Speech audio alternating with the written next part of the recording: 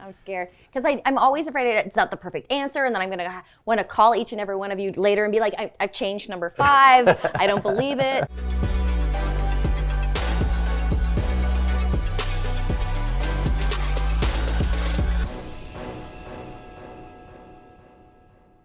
Welcome. We're here at Media Math again. Thank you very much, Media Math, with Christina Hendricks. Welcome to Newsweek Conversations. Thank you so much.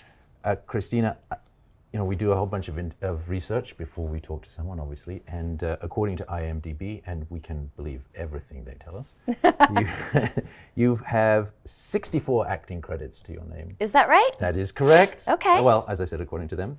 And I just thought I'd call out a few of them because, you're so well known for Mad Men and Good Girls, and they're such great shows, and you're so good in all of them. Thank you. But people forget you were in one of my favorite shows, Firefly. A lot of people haven't forgotten. Yeah. There's a lot of really great Firefly fans out there. It was great. Yeah, it sort of gained momentum even after it got canceled. Correct. Yeah. Has anyone ever approached you for a reboot? No, I periodically run into Joss. We're friends, and I see the cast quite often, but there's been no talk of, everyone's off doing their own thing. Right. So. Well, I think you should just tweet and text to Newsweek Conversations. Bring it back. Bring it back, Firefly. There'd be a lot of happy fans. Yeah. It's fantastic. Switching sort of to your early career, you have gone on record as saying you didn't have the most idyllic teenage years. Is there anything today any advice you would give to your 15-year-old self that might be relevant to 15-year-olds today? I think I would have said to myself, what makes you different, makes you special, it makes you unique, and just hold on for 3 more years, and it will not be in this microcosm. You can be yourself. Right. You will be able to be yourself, and it will be okay. Yeah. One of my favorite quotes is, "There's no greater guarantee of failure in life than success in high school." I don't know if this theory is true. I think us nerds from high school want to believe that that's the case. But, there's a lot of fear in high school, and we're all stretching and growing, and when we don't understand something, we criticize it or get angry at it. And it's just a very tricky place to navigate, and it can be really hard, and it can seem like forever. And you know how quickly 4 years goes by once you're all grown up. Do you think some of the fires that are forging you there actually make you as wonderful as you are today? I mean, you think if it was easier, you might not have some of those strengths? Or or is that just me looking back saying, because I had a pretty miserable time at that time of life as well, thinking, I'm just trying to sort of make it feel better now. Yeah, I think it's certainly taught me some resilience and maybe a protective armor. But I also look back and I'm proud of myself for sort of how I handled it, and that I made it through. Yeah. And I'm proud of the friends that I had too. I had very interesting, smart, creative, artistic friends who remain that way today. So they were very true to themselves, and so I'm sort of proud of us. Yeah, and it shows through in these characters you're playing. You're always true to the character. So, thank you. Yeah. You got your start originally in modeling and then transitioned into film and television. Mm-hmm. What advice would you give to a young person who's trying to become an actor or an actress today? I started doing community theater and theater as when I was almost 10 years old. Yeah. So the modeling actually was sort of an avenue to get me to New York City and to sort of see the world. And I didn't go to college, so it was sort of my life education at that time, because I was able to travel to different countries, and I was just learning what was outside of my hometown. But the end result is that I always wanted to act. I didn't know that I could do it professionally. I thought I would probably always do community theater because that's what I knew. But I knew that that's what I wanted to do because I grew up dancing and I grew up doing theater, and I knew that's what made me happy. So what I would say to someone who is going into acting now is do it because you love acting. Don't do it because you want to be famous, and don't do it because you think it's easy or it's glamorous, because it's neither. And it really isn't. And even when you're on the best movie in the world, it's still really hard work. But you have to have such a passion for it, because when you do, it is so rewarding. Yeah. But you have to be doing it because you love acting. So one of the things that's interesting that you say about sort of being a model and traveling around the world and learning those life experiences is, I've heard it from other people, that whether you go to college or university or do have these experiences, it's better to have the rich experiences in order to pull on them when you're an actor or an actress, and than not. Yeah, I mean, I think, I also moved around a lot as a child, and so when that continued into modeling and getting able to go to Japan or go to England or go to Italy, I think one thing that a lot of actors would say is that they're sort of observers and they're people watchers. And when you move a lot as a child, or you get thrown into a new environment, you have to learn how to quickly fit in or sort of understand what's going on around you. And so you really become sort of a studier of other humans. Yeah. And so that's how you can sort of incorporate those pieces. When you get a new character, you can go, oh, it reminds me of this, right. Or I remember feeling this that way, or I saw someone feeling that way, and bring all of that in. I think it's so true, because the people that I've met in the course of doing these interviews have always had some rich vein to draw on. I've met many actors who were army brats, or like government, that got shifted around quite a bit. Yeah. So let's shift gears to Mad Men. Okay. But it's been so talked about that I want to take a slightly different angle.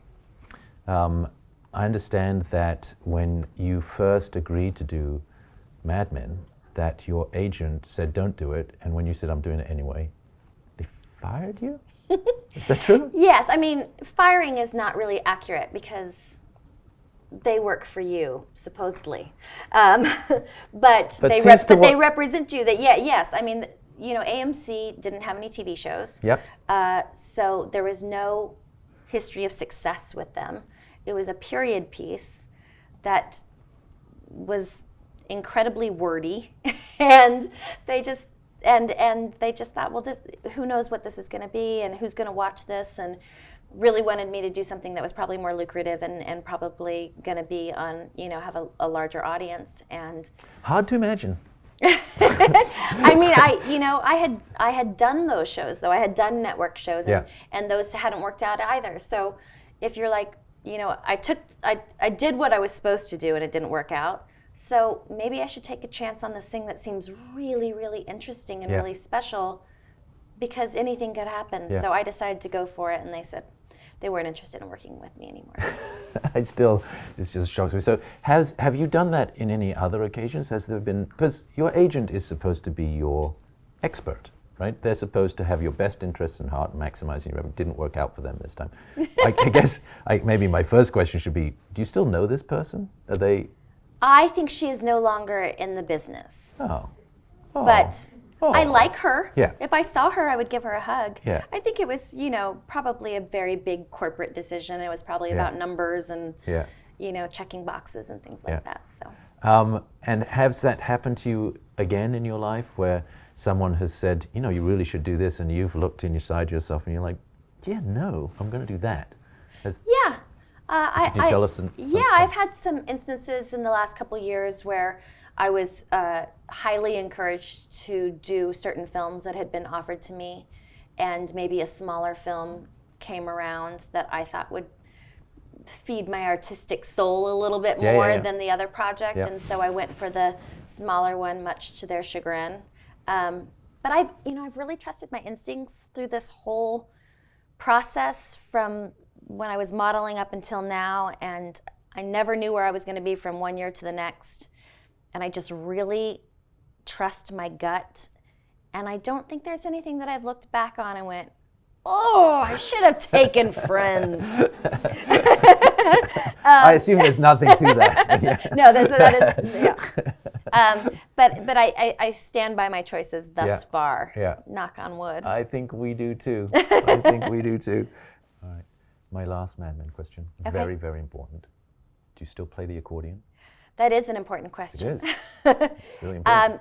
And it's funny, I haven't been able to take lessons, and I keep it in the corner of my room so that I always have to look at it to remind myself that one day I'm going to pick it up again.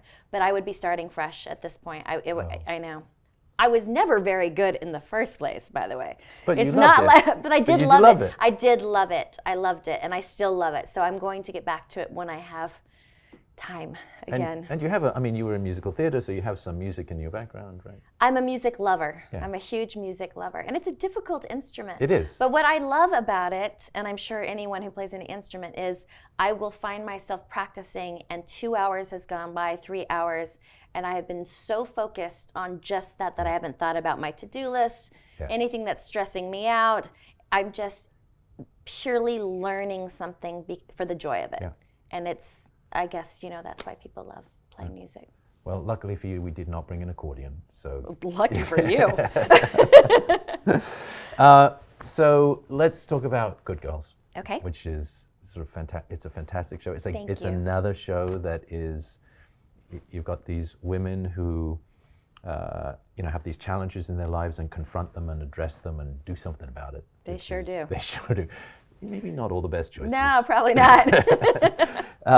What sort of real life reactions have you had, especially from women who've come up to you and talked to you about it? Because you must have had some people, give you some stories back or something. Yeah, it's fun because the fans of the show are like uber fans. They really get really into it. Yeah. And I think, what most people say is sort of like, I would have done that, I would have. The thing is, there's sort of a justification for these crimes in the beginning, and there's this camaraderie with these women. So people relate to that. And then, of course, it gets more and more far-fetched and deeper and deeper and deeper. Yeah. But you already want to be friends with these women, so you kind of, just go on this wild romp with them. And I think a lot of people just sort of feel like they would be friends with us and they would come along for the ride. And then it's this release because it's fantasy. It's sort of like, oh man, I wish I could just go in and rob a grocery store and take it all. And, I wish I could just have, it's the easy answer. An affair with the sexy gang guy around the corner that you would never do that, and you fear for your life. Yeah, so I think that's right. I think we all love it when someone just grabs life by the horns and just says, the hell with it. Someone doing what saying what you wish you could say, but you can't. And it's sort of, acting it out. Yeah. And despite some of the poor choices, why do you think this is talked about as such a positive role model for women? Well, one, I think it's the kind of roles that have been written for men for so long. So it's just fun to see women doing it. Yep.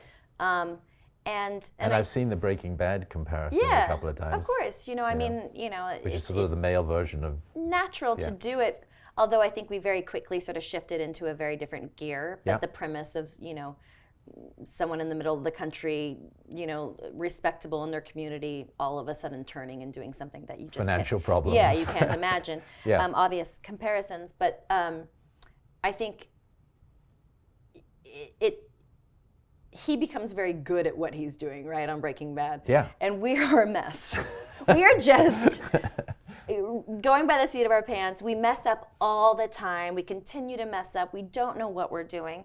And it's fun to watch these sort of quirky women who are friends, and they take the piss out of one another. They have a good time.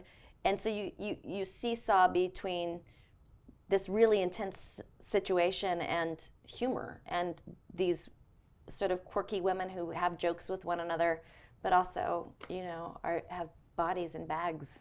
Yeah. It leaves for a very interesting tone. Yeah. If season 1 was about, I got to get out of this, the hell with the consequences, and season 2 was about, oh my gosh, there are some consequences and I have to make some moral decisions or try to keep a moral compass. What's season 3 going to be about? Just as a theme without any sort of... Season 3 would be... Because I haven't seen season 3. Yeah, neither have I. Is that right? I was in it though. Yeah. I remember. Season 3 would be, well, we're already in it. We might as well be really good at it.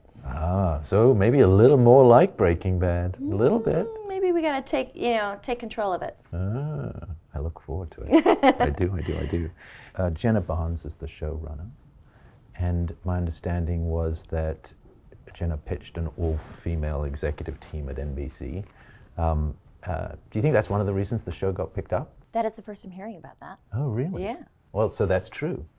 I also thought that was kind of awesome, because that speaks to a different thing, which is that you have women show producers and women executives. We do.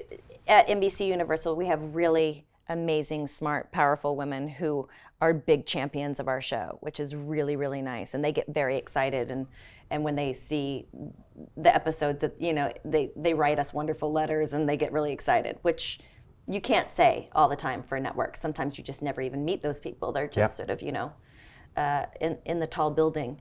But they come down and visit, and they get excited. And then so many of our writers are women. We have a lot of female directors, and of course the cast is, very, very female driven. Yeah. And it's beautifully well rounded with wonderful male actors too, that have characters, I think, that are written just as rich. We don't dismiss. It's not sort of like, this is a female show, and so we're going to, everyone has got these really beautifully written characters. And in fact, just sort of riffing on that for a second, the show doesn't really feel like network television as I grew up with it, which was a very okay, fair enough. But network mission television, accomplished. Network television is traditionally much safer than Good Girls. Good Girls feels more like good. Some of the other brands. Good. That's one of the reasons I was interested in doing it, because when I read the pilot, I said, if they will stay true to this script, then I'm interested. But if NBC wants to water it down, then that's not what this show is. And I like this show. And I got on the phone with them, and they promised. They said, this is what we're excited about, and we want to do something different, and we know it's time to do something different. And I thought, well, I sort of felt like a pioneer with Mad Men, doing something on a network that didn't have any shows, and being on a show that I think changed television. So I thought, why not go back to network and change it over there? So they've been incredibly receptive to it, and they let us do what we want to do. And I don't think it's held us back any, but I think it is expanding what you can do on network. Yeah, no doubt. And do you think that's been forced by the other big streaming services out there? I'm purposely trying to not name them. I have to assume so. I mean, you have to look at what people are responding to and what people are excited about. And I mean, not that award shows mean anything.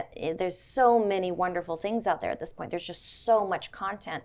But everyone's looking to cable for quality. And so if you're a network, that must seem scary. And so you've got to listen, and you've got to change. You must move with the times, and I think they are. Christina, thank you so much. Thank you. I just love the work that you've done, being sort of this person that is always got this strength within you. Thank you for saying that. Thank you for being part of Newsweek Conversations. We really appreciate it. Thank you. This was so nice.